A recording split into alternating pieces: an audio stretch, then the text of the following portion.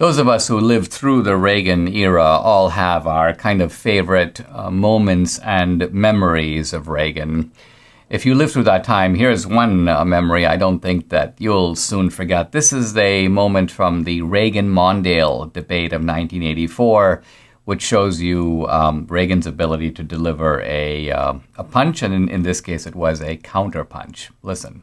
I will not make age an issue of this campaign. I am not going to exploit, for political purposes, my opponent's youth and inexperience. What I find amusing and interesting about that clip, watching the video of it, is you see that even Mondale is laughing. Even Mondale's like, you got me, and Mondale goes with the spirit of the Reagan jibe. And that's, of course, the lighter side of Reagan. I don't know if that was a scripted line that Reagan came armed with, or if it was a spontaneous punch. If it was spontaneous, it's one of the best spontaneous lines ever delivered, I think, and certainly a presidential debate. But here's an earlier glimpse of Reagan. This is 1964. This is Reagan speaking on behalf of Goldwater. This is the speech that sort of brought Reagan onto the national stage. And you can see a younger Reagan and get the mood of Reagan, a little bit more somber mood from this short clip. Listen. You and I have a rendezvous with destiny. We'll preserve for our children this, the last best hope of man on earth, or we'll sentence them to take the last step into 1,000 years of darkness. So this was Reagan's career, really spanning from starting in the mid-'60s all the way to his election in 1980. I mentioned in the last segment I'd talk about my Dartmouth pal, Peter Robinson, who had been down to Berlin and seen the Berlin Wall and talked to some Berliners and asked them, you know, what do you think about this wall? And they saw the wall as the very symbol of Soviet tyranny. And that's what gave Peter the idea of drafting in a speech the line, Mr. Gorbachev, take down this wall.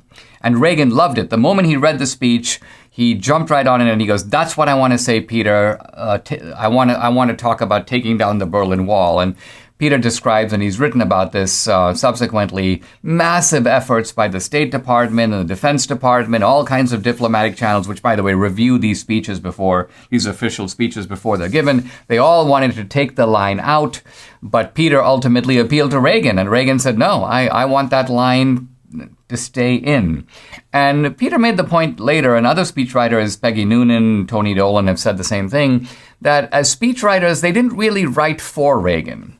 They were sort of, you would almost say that Reagan was the real writer, and they put themselves in the place of Reagan, and they went back to Reagan's old speeches. Peter said that one of his greatest sources of what to say in Reagan's mouth was what Reagan had said himself previously. And so this was very much Reagan's sentiment, but it was designed to put diplomatic pressure on Gorbachev. And as we know from history, that pressure ultimately worked. Now, what made Reagan different in his understanding of communism, I think, than what a lot of conservatives were saying at the time, is that they embraced the evil empire aspect of communism, but Reagan also saw the ineptitude of communism. Reagan saw that communism wasn't just evil, it was evil, but it also didn't work. And Reagan saw this in the kind of jokes that he would sometimes tell about communism, jokes that, by the way, Reagan claimed to have heard and picked up from the Soviet people themselves. In one of Reagan's favorite jokes, he talks about a guy who goes to the Soviet Bureau of Transportation and he wants to order a car, an automobile.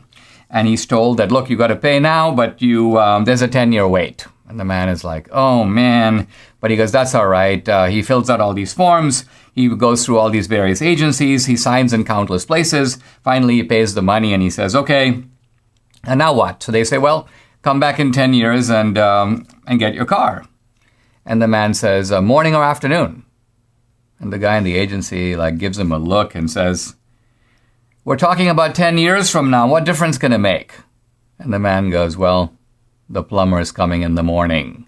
So this was Reagan relaying stories from the Soviet people, but the point of the stories is that you've got this huge system of socialism, all based upon centralized planning, and the centralized planners don't know what's going on. They don't have markets. They cannot rely on the price mechanism. Their system's not going to work. So even though the Soviet bear is dangerous, it is also clumsy. And of course, those two things, by the way, go together. We often think, well, ineptitude and danger are sort of opposites. But no, Reagan's view is that a Soviet bear, where the economy is collapsing around you inside the Soviet Union, is only going to become more adventurous abroad. It's going to try to secure gains on the international front that are not available domestically. And Reagan realized that bear had to be checked. It had to be brought to its knees. It had to be, in the words of the time, not merely contained, but rolled back. The rollback of communism was Reagan's ultimate goal, a goal in which he was incredibly successful.